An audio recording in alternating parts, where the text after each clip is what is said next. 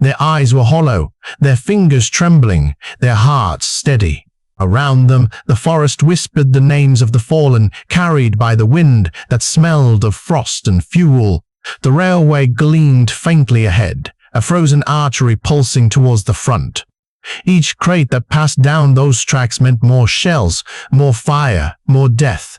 Tonight, that chain would break, or they would die breaking it. There was no formation left, no command channel, no certainty. Only intellect, will, and a few pieces of modern equipment scavenged from ruins and hope.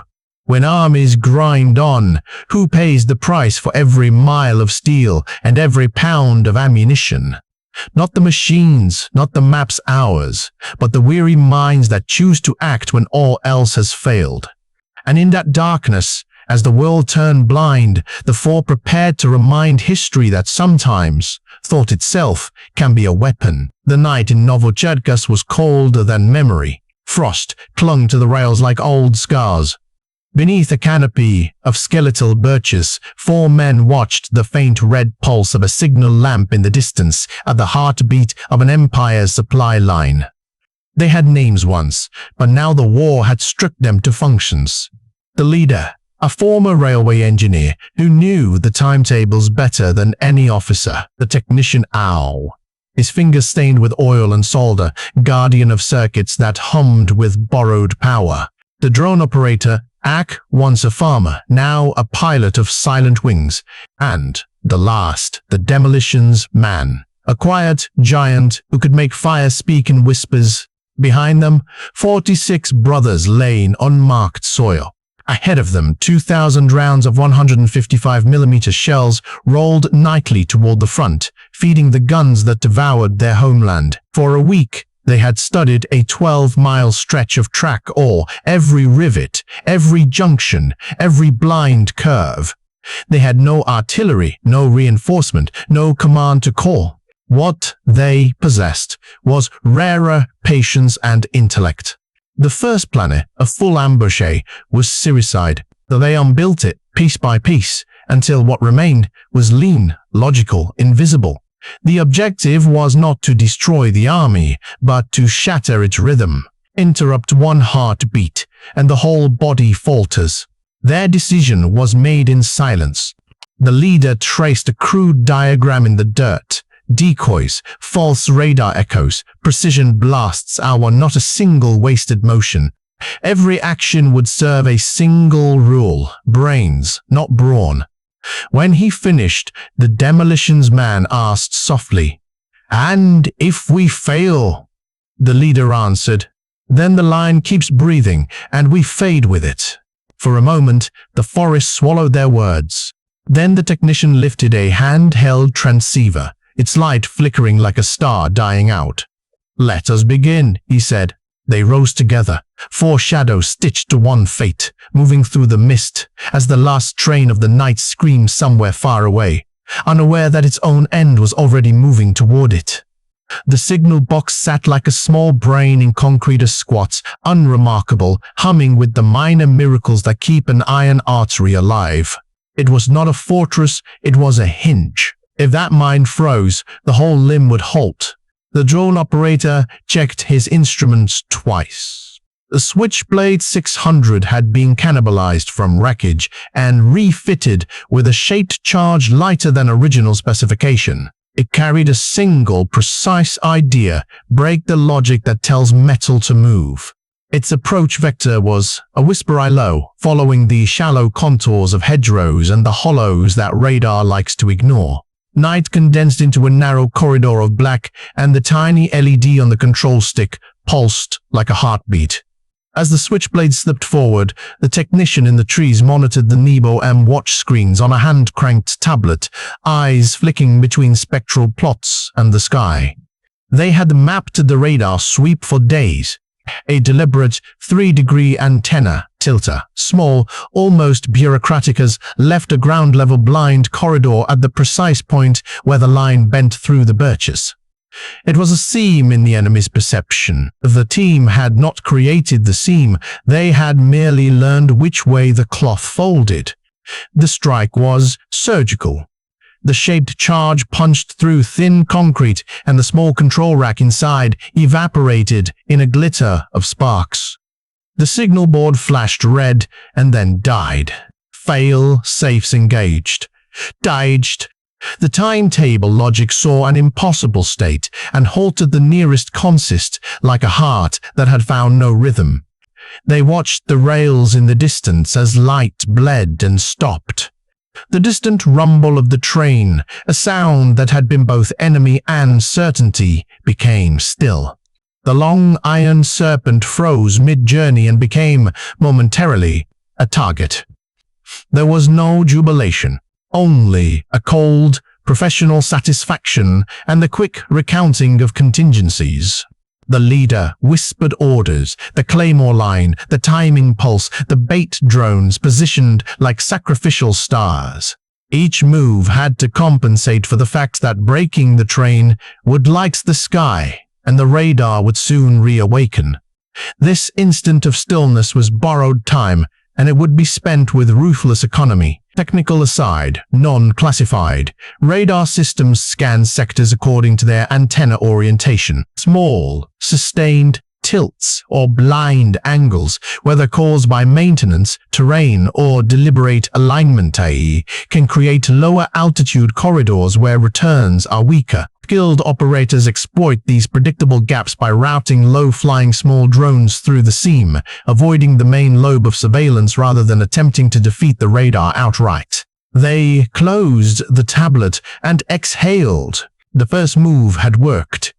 Now the darker gains would begin. The forest seemed to hold its breath. Frost fell from the branches like silent ash. Along the bend of the railway, beneath stones and crushed gravel, the claymores slept flat, green crescents of silent mathematics. They had buried them by hand. No machines, no sensors. Just numb fingers, trowels, and the slow rhythm of breathing through fear. The demolitions man counted each step in whispers, mapping in his head the geometry of destruction, angle, spread, blast radius, ricochet. Every meter was drawn not on paper, but in muscle memory. Now, in the dark, the technician's pulse synced with the small transmitter clutched between his palms. 10 seconds to detonation, he murmured. The leader nodded once. A coded radio pulse leapt invisibly through the mist. The night erupted, 700 steel balls per mine flung forward with the fury of compressed thunder. The first impact shredded the guardrails. The second tore free the iron anchors. The third broke the spine of the track itself. 1,000 echoes screamed into the forest. Metal writhed, bolts flew like meteors, sparks arced along twisted rail. The 2,000-ton train lurched and froze a giant paralyzed mid-breath. Steam hissed into the air like a wounded beast. Carriages buckled, steel groaned and folded inward. The engine coughed, then died. For 5 heartbeats, there was only the crackle of settling debris. Then the technician whispered, "Target immobilized." They should have felt triumph. Instead, the silence after the blast carried the ghost of the 46. The demolitions man knelt, pressing his palms to the frozen soil, feeling the vibration fade into stillness. But the explosion had drawn eyes. Heat signatures blossomed across the sky, blooming on distant screens in command posts miles away. The Nebo radar blinked, reawakened. Alarms flared in Russian operations rooms like crimson fever. The leader knew what came next. "Prepare the bait," he ordered.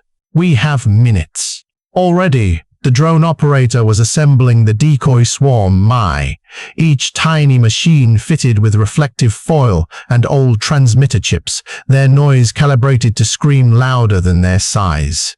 The technician switched to the backup frequency, murmuring to himself, "Every sound we make must be a lie." Far away, engines stirred. Panchir systems turned their antennas toward the horizon. The sky began to hum low. In the glow of the dying rails, the 4 shadows stood like monuments, witnesses to their own defiance. They had broken the artery. Now they would have to survive the retaliation that followed. The blast had woken the sleeping giant. From control rooms deep inside Rostov, the screens flared with panic. Dozens of cursors blinked alive, red rings rippling across digital maps like spreading blood. The Pantsir-1 batteries came online, rotating their cannons in mechanical fury. But the Ukrainians had written this scene before it ever unfolded. Hours earlier, 3 Bakhtar TB2 drones had been sent into the clouds, "deliberate sacrifices," their routes calculated to pass through known radar corridors. Loud, obvious, theatrical. They did not need to survive, they only needed to be seen. When the first radar echo appeared, Russian operators shouted coordinates, and within seconds the 57 E-6 missiles leapt into the night like white fangs. 3 explosions followed, brief, brilliant, conclusive. On the command screens, the threat level dropped. "Area secure," someone reported. The system relaxed. The 4 men in the forest did not. While the last fragments of decoy wings still fell like snow, the second act began. From a ridge beyond the bridge, a captured Orlan 10 rose silently, its belly repainted, its transmitter rewired. It flew without radio link, guided by an inertial system married to an optical terrain map, a ghost flying blind yet certain. When it reached altitude, the Orlan began to broadcast an X-band signature stronger than any real drone could produce. On the Pantsir's radar, it looked like a crown jewel, a high-value, high-priority target. The battery commander did not hesitate. Another missile-launched air machine worth $500,000 racing toward what did not exist. The Orlan's beacon burned over a lonely patch of ground beside a small, forgotten ammunition depot. The impact was biblical. A single missile meant to destroy an illusion, instead, found a warehouse stacked with 15,000 pounds of artillery shells. Explosion turned night into noon. The shockwave rolled through 3 kilometers of forest. The ammunition depot became a crater, the surrounding village windows blown apart by a wind of fire. On Russian command screens, the echo vanished. Confusion spread like static. The cost calculation inverted. A $500,000 weapon had destroyed 10 million in its own supplies. The drone operator whispered under his breath, "1 missile, 0 shots fired." He smiled, not from joy, but from disbelief at the arithmetic of modern war. Because in this theater, value is not counted in firepower, but in intellect per detonation. The fireball rose like a second sun. For a moment, the earth itself seemed to recoil. Shockwaves rippled through the air, flattening grass, snapping branches, sending flocks of birds spiraling into the sky in wild, terrified patterns. From 10 kilometers away, the 4 men saw the horizon bloom with orange light. The technician, usually silent, muttered a single word: overreach. Overreach. The captured Orlan had done its work too well. The blast at the depot consumed everything within reach. Storage bunkers, loading cranes, command huts. Even the ground seemed to shimmer from the heat. Metal rained from the sky like dark hail, and the night turned into a theater of horror and awe. In Rostov, command posts went silent. Communications channels overloaded, then fractured under the weight of 1,000 conflicting reports. The fire had erased more than ammunition, it had erased confidence. Satellites recorded it all, 14 frames of high-resolution imagery showing a wound in the earth 30 feet deep where the depot had stood. Within those frames, the anatomy of an empire's supply chain was being rewritten.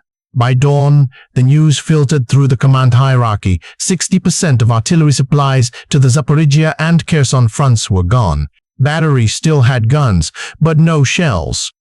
Artillery crews waited by silent barrels, staring at empty crates. The rhythm of war, the steady percussion of shells, faltered into silence. In headquarters, suspicion began to bloom like mold. How could such precise intelligence exist unless there were traitors inside? Rumors spread, whispers of FSB malls, of leaks planted months earlier. Meetings turned into interrogations. Interrogations turned into shouting marathons. The paralysis of fear replaced the discipline of command. For the four men, there was no celebration. They stood by the tree line, faces washed in the glow of burning fuel, listening to the distant sirens. They had done what they came to do. Nature severed the artery. But the victory felt heavy, as if every crackle of flame carried the voices of their 46 lost. The demolitions man sat down, head bowed. "We've stopped the train," he said quietly, "but I will not bring them back." The leader nodded. His gaze remained fixed on the inferno that once was order, now chaos. "No," he said, "but it might stop another 46. Then they turned away from the light, stepping back into darkness where every step sounded like memory. The retaliation came like a storm without warning. A distant thrum, then the air split open. The low, mechanical roar of a Mi-28 Havoc cutting through cloud and flame. Its searchlight swept the forest like the eye of a god searching for sinners. The four broke into motion, each man knowing the pattern without a word. The leader dragged a heavy case through the frost array to the jammer, their only shield. The technician uncoiled the antenna, hands shaking but precise, each movement rehearsed in exhaustion. Above them, the helicopter banked, its sensors alive, its seeker fixed on thermal bloom. A missile dropped free, screamed into speed, its logic locked onto heat and pulse. "Now," the leader hissed. The technician threw the switch. Electric chaos burst into the night. A wall of noise at 5.88 gigahertz, pure digital thunder. The guidance algorithm inside the missile flickered, faltered, lost itself in static. The missile veered off course and detonated harmlessly in an empty field, scattering soil and frost like feathers. For one heartbeat, disbelief paralyzed them. Then relief hit like cold water. The pilot above swore into his mask. His instruments showed nothing but ghosts. Rage filled the void where certainty had lived. From a nearby ridge, another system awoke, the Paris VET, a high-power laser weapon mounted on a truck, designed to blind drones before they could strike. A beam of invisible light swept the air, burning through moisture, searching for targets. But the Ukrainians had anticipated even this. From their shelter, the drone operator lifted his head and whispered, "Release swarm." 20 improvised FPV drones rose like a cloud of angry bees, their rotors blending into one continuous hum. Each carried a small 4-pound charge, connected by thin fiber optic lines to control rigs. No radio, no signal to jam. The operators, wearing VR headsets, steered them by instinct and reflex. The Paris VET beam sliced through fog, futile against machines that did not see through lenses. The swarm dropped low, skimming beneath the trees, guided by human breath and heartbeat. Then the night erupted again. The first drone struck a concrete pillar, the second followed, the third and fourth hit in sequence. Explosions stitched along the logistics bridge, small, sharp, surgical. Metal bent, concrete cracked, and the span began to sag, groaning like a wounded giant. And the leader watched, face expressionless, as the bridge began to die. "These modern military equipment," he murmured, almost to himself, "and yet it is men who think, not machines, that decide the shape of war." Behind him, the technician cut the power to the jammer. The world fell quiet again, save for the distant roar of a collapsing dream of steel. The first explosions had been small, more like heartbeats than thunder, but when they converged, the bridge began to speak in a new language, the language of failure. Steel twisted, bolts screamed, cables snapped with the sharp crack of gunfire. The structure groaned under its own weight, as if the river beneath had turned into a throat swallowing metal and pride alike. The swarm had done its work. 20 tiny drones, each carrying less than 4 pounds of charge, had unstitched the logic of architecture. Where once engineers calculated resilience, Now physics itself unraveled. The central span bowed, then broke. For a moment, it hung suspended, a monument of defiance, and then gravity claimed it. The collapse was not an explosion, but a long, grinding roar, a choir of destruction. Carriages tumbled like toys, chain reactions of sparks cascading into the black water below. When the dust settled, the bridge was gone. 500 feet of rail twisted into grotesque sculpture. The train that had once carried 2,000 shells lay half submerged, steam hissing from its belly like a dying animal.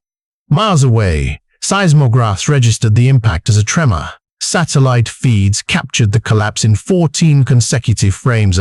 The precise moment an empire's artery was severed. In the Russian command network, chaos metastasized. Rescue forces scrambled FSB, Spetsnaz, railway engineers, but their mission was not salvation. It was containment. Orders flew, cut communications. No footage, FIRSIDs, no leaks. Helicopters circled the site, their spotlights bleaching the smoke into pale ghosts. But even in silence, the truth traveled faster than censorship. By dawn, intercepted chatter spread through encrypted channels, bridge destroyed, supply chain compromised. Panic was now contagious. Field commanders demanded explanations. None were convincing. One simple act of sabotage had grown into a strategic wound, and the infection was psychological. At the riverbank, the four men watched the ruins burn. The technician's face was lit by the reflection of fire. "All that steel," he whispered, "and it breaks like bone." The leader said nothing. He only stared at the wreckage, hearing in its rhythm the echoes of 46 ghosts. Then he turned away, voice low. "We vanish before daylight. Let the silence carry the message." Namai! They melted back into the forest, leaving behind a scar the satellites would watch for years. A wound cut, not by force, but by intellect. Far north of Novocherkassk, another dawn was breaking out. This one over the misted woods of Kursk. The forest exhaled a cold breath, its silence disturbed only by the slow clank of artillery being assembled under tarpaulin. The new arrivals wore foreign uniforms. Anythas Ara North Korean insignia stitched awkwardly beside Russian patches. They had brought with them the pride of Pyongyang, the Koksan M1978, a colossal 170mm self-propelled gun, a relic of the Cold War reborn. To their commanders, this was the spear that would halt Ukraine's advance. But in war, relics are only ghosts with engines. 3 days later, before the guns could even test their range, a Ukrainian reconnaissance team launched a small Leica 100 drone. It looked like a gull against the clouds, its radar cross-section so small it was almost a rumor. The images it sent back showed everything: the gun positions, the supply trucks, the lack of air defense. At 4:25 in the morning, the order came. 6 tubes lifted their noses toward the sky, the HIMARS M30A1 rockets, silent until ignition. Then, the horizon tore open. Each rocket carried 182,000 tungsten fragments, designed to rain death in a 100-meter circle. The first burst above the clearing, the second sheared through trucks and crew, the third tore apart the command post. Within 90 seconds, the forest of artillery became a graveyard of steel. Smoke rose in disciplined columns, as if even destruction saluted precision. Satellite feeds measured the carnage. In under 2 minutes, weapons worth millions were erased by a strike costing less than $500,000. The math of modern warfare is cruel. Intelligence, not firepower, decides the outcome. In Pyongyang, state media faltered. Later, the world watched a rare broadcast. The supreme leader, head bowed, laying flags over coffins flown home from Russia. Grief, even orchestrated, still looked human. For Ukraine, it was another message written not in words, but in proof. That speed and precision have replaced weight and volume as the laws of survival. These modern military equipment, an analyst said on air that night, are not just tools of destruction. They are mirrors of intellect, each strike a sentence in the new language of war. And in the ruins of Kursk, the echoes replied, brief, bright, and final. War is not measured only by victories, but by what remains when the fires fade. Novo-Cherkass burned, Kursk burned. Yet in both places it was not the flames that mattered. It was the silence after, the realization that intellect had outpaced machinery. The 4 men who walked into the forest did not return as heroes nor ghosts. They became the missing heartbeat between 2 eras. The moment when the mind proved stronger than mass, when will proved sharper than steel. From the bridge's collapse to the Kursk inferno, one truth emerged. In the modern battlefield, numbers no longer guarantee dominance. Information, speed, precision, these are the new weapons of consequence. But each comes with a cost written in human names. Military equipment may evolve, taking the form of drones, lasers, rockets, and systems that think faster than men. Yet behind every circuit and code lies a trembling hand, a mind that questions what victory truly means. Military equipment is a mirror. It reflects our ingenuity, but also our arrogance. It can defend as easily as it can destroy. Its beauty lies not in its power, but in the wisdom of those who choose when and whether to use it. And, in the end, military equipment cannot absolve us of what we lose. The bridge still smokes in satellite images. The Kursk forest still bears scars invisible to maps. But the true wound lies deeper in the hearts of those who survived and in the silence of those who did not. The leader's voice, recorded days later, carried only 7 words: "We broke the line." The rest is memory. So we remember. Not for spectacle, not for sight, but to learn that in the geometry of war, intellect must be guided by conscience, or victory becomes indistinguishable from loss. If you have watched this far, pause, reflect, like, share, and subscribe, not for numbers, but for thought. Each story told keeps alive the lesson that courage is not loud, and intelligence not cold, that somewhere between machine and man, the future still has a choice. At 2:47 in the morning, under a sky bruised by fog, Novo-Cherkass slept.